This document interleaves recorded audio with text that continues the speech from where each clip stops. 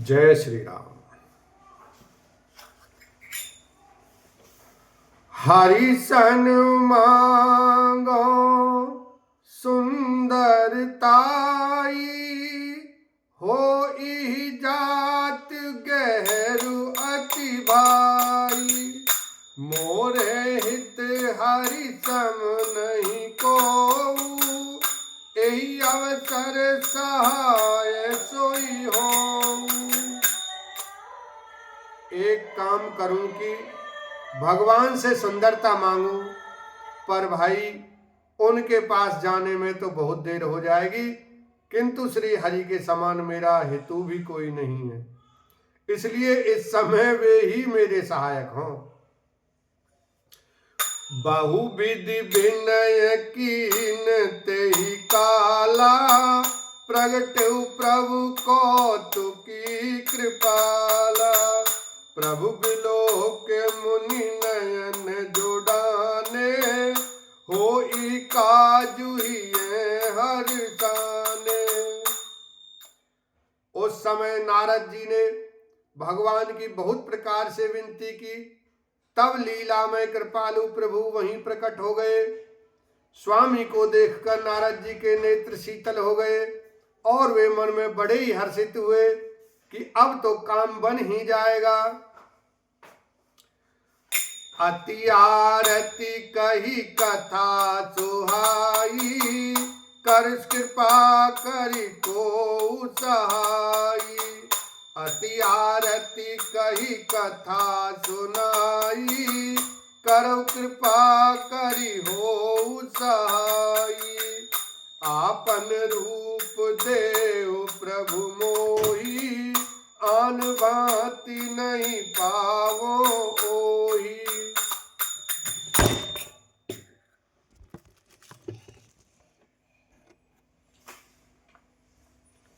नारद जी ने बहुत आर्त दीन होकर सब कथा कह सुनाई और प्रार्थना की कि कृपा कीजिए और कृपा करके मेरे सहायक बनिए।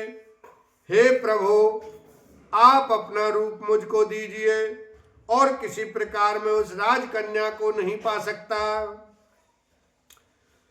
जय विधिनाथ होइत मोरा, करम सो बेगी दास में तोरा। निज माया बल देख विशाला, हिये हंस बोले दीन दयाला। हे नाथ, जिस तरह मेरा हित हो आप वही शीघ्र कीजिए। मैं आपका दास हूं। अपनी माया का विशाल बल देख दीनदयाल भगवान मन ही मन हंसकर बोले, जय विधि होई परम हित, नारद सुनऊ तुम्हार।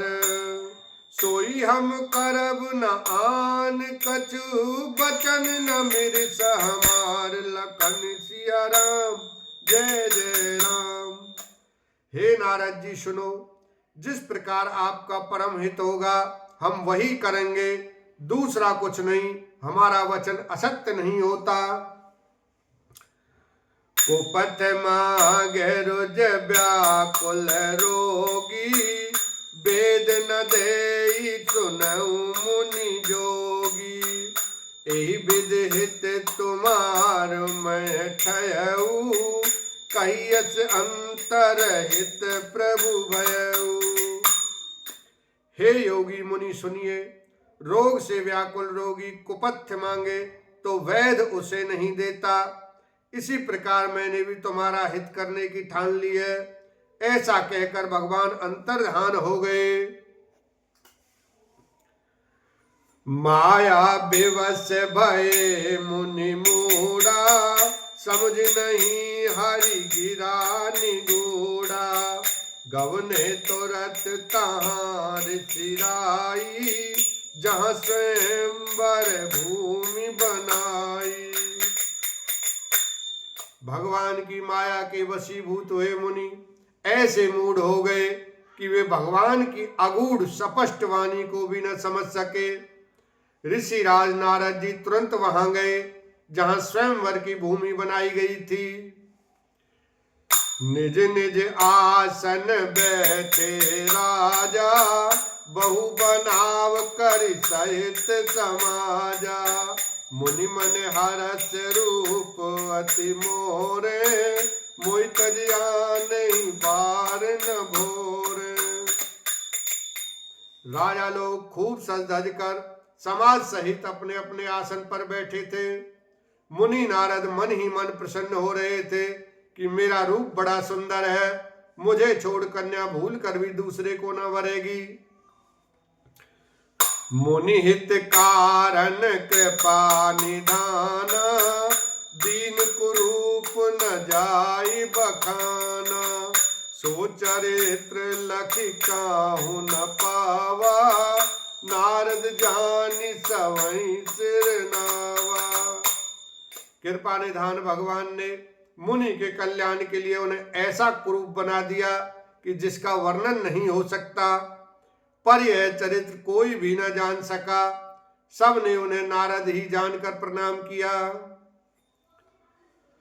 रहे तहां दुई रुद्र गण, ते जाने सब भेउ।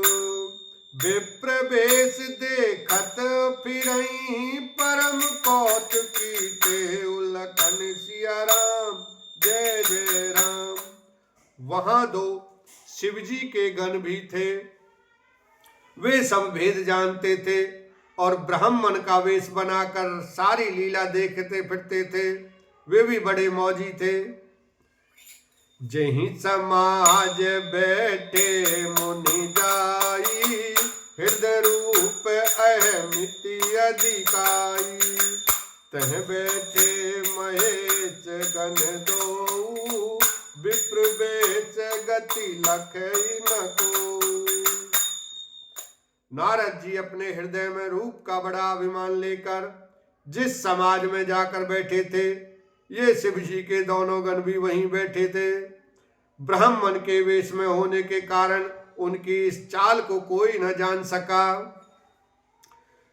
करई कोट नारद सुनाई, नीक दीन हरि सुंदरताई।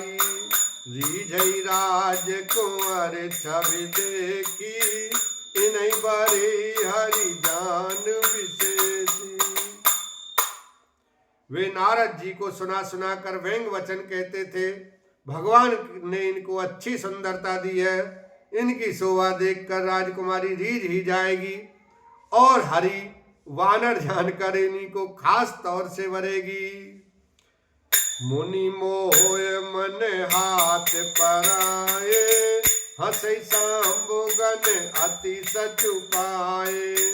जदपि सुनहि मुनि अटपटी बानी, समझ न पारई बोधि ब्रह्म सानी। नारद मुनि को मोह हो रहा था, क्योंकि उनका मन दूसरे के हाथ माया के वश में था। शिव जी के गण बहुत प्रसन्न होकर हंस रहे थे। यद्यपि मुनि उनकी अटपटी बातें सुन रहे थे, पर बुद्धि ब्रह्म में सनी हुई होने के कारण वे बातें उनकी समझ में नहीं आती थी। उनकी बातों को वे अपनी प्रशंसा समझ रहे थे। काहू न लखा सो चरित विशेषा, सो स्वरूप नृप कन्या देखा। मरकट बदन भयंकर देई, देखत हृदय क्रोध बातेई।